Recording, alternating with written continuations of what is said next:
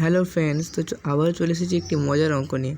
তো এখানে বলা হয়েছে এই ত্রিভুজটির মধ্যে কতগুলি ত্রিভুজ আছে। তো একটি ইজি টেকনিক দেখে নাও। দেখো, এই ত্রিভুজটির জন্য এইটার জন্য চারটি, এইটির জন্য চারটি, আর এই বড় ত্রিভুজটার জন্য একটা, পুরাটার জন্য একটা। তো মোট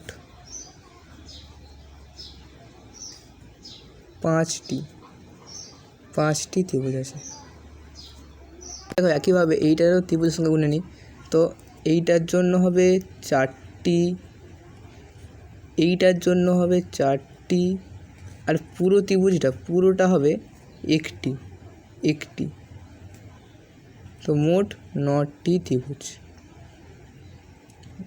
তো ভিডিও ভালো লাগলে লাইক করে।